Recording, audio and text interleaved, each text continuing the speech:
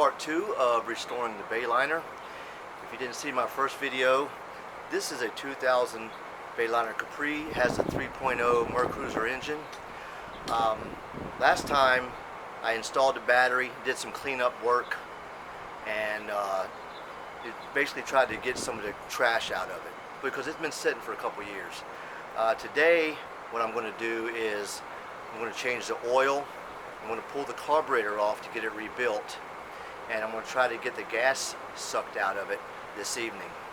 Also, I want to pull the seats out and the boxes that they set on to get a good idea of what the floor looks like all over before I start the floor restoration. Alright, so let's see if we can get something done today. Thanks for watching. Okay, most of the oil is drained out of it, and I did find that there was some water mixed with the oil, and that was kind of to be expected for sitting for 2 years. Once I put the new oil in and get everything ready to start up, we're going to run it. Pretty sure she'll run. I'm going to have the carburetor rebuilt, but I'll probably run it for a little while and then change the oil again. If there's anything in there corrosive wise, I want it out of the engine. Alright, time to get this old oil out of here and change this filter right here too. Well, right away I noticed that the new oil filter is quite a bit bigger than the Fram that's on there. Now this is the one the guy said fits this engine. I'm going to put it on there, and hopefully there's no clearance issues. If there is, I'm going to have to take it back, but just wish for the best.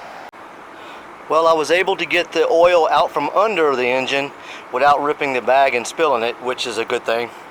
As you can see, the color of the oil is kind of a slurry of oil and water, so it's pretty nasty. It's been sitting a long time, like I said. Now I'm going to put the new oil in, and then we're going to start pulling the carburetor off of this thing.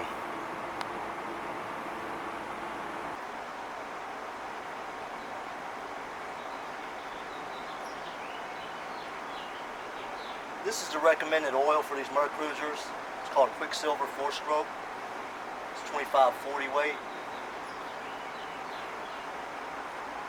I'm going to pour most of this in and then give it a check. Well, like I suspected, it took 4.5 quarts of oil to top it off, and that's good. Another thing was, when I checked the oil dipstick, the oil looked clean, and that makes me think that all the water went to the bottom. When I pulled the drain plug out of the bottom of the pan, the first thing that came out was clear water. So hopefully there's no internal corrosion from it sitting for 2 years. Well, these seats, even though I've got them somewhat clean, they're still pretty rough shape. And I've done some pricing, and I'm thinking that I'm just going to replace them. But before I replace the seats, I've got to reinforce the flooring. So my next thing is to pull the seats out, cut the boxes loose, and remove them to leave it wide open. Well, you can see the seat boxes, pretty rough shape. It's breaking away. It's rotted wood. Everything that was connected to it is not bad shape, but the wood's gone. So this is what happens when it sits out in the elements. It's not designed to be rained on for 2 years. So what happens is the water gets into the wood, it swells up, and it crumbles, deteriorates. So these are gone. Getting them out of here. The easiest way to get these seat boxes out, since they're fiberglass over wood, is just to bust them out.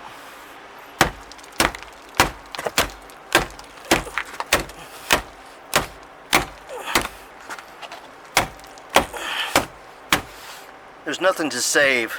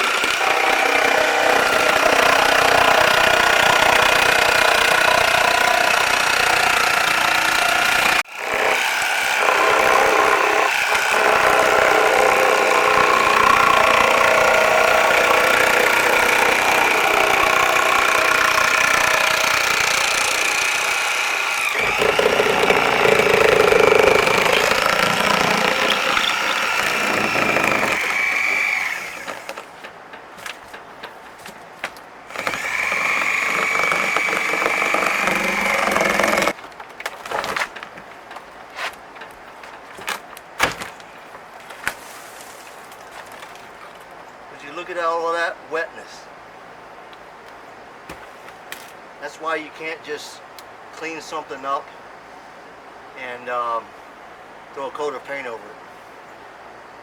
This here would probably never dry. So, like I said, pedestal seats. Well, I pulled the driver's side out and threw it on the ground. I've priced seats, and it's far more expensive to have these recovered than it would be to just buy new seats altogether. So probably in the front there'll be 2 captain's chairs, and in the back there'll be a bench seat. But that's subject to change. So let's keep on going.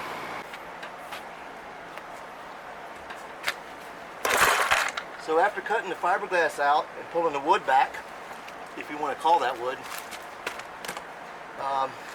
I encountered this foam.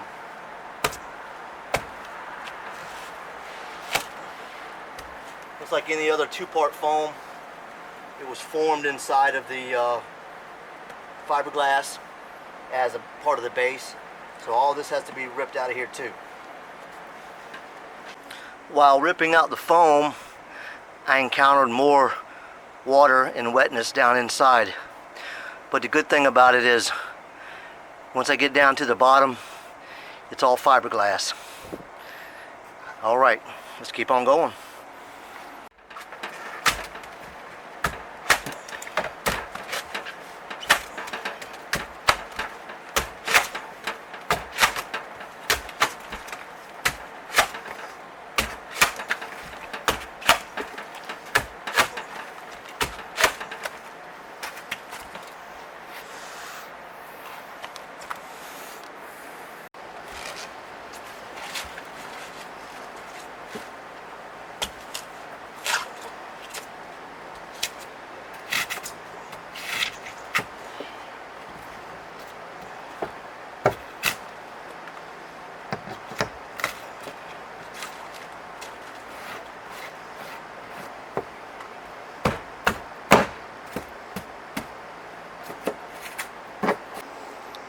Okay, I got all the foam cleaned out, and you can see it's just all fiberglass. There is one support there, and I will be trimming it up around the edges and sanding it, and then it'll get new wood down there. Same thing is going to happen over there. That one's coming up too. You can see all the foam that came out. It was quite a bit, but I got it, and can't wait to get the other one out and get this stuff dried out a little bit and kind of assess where I'm at with the floor.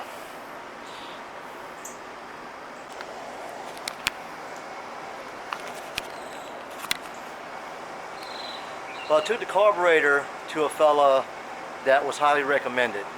He's done many Merc Cruiser carburetors, and he's pretty good at it from what the captain told me.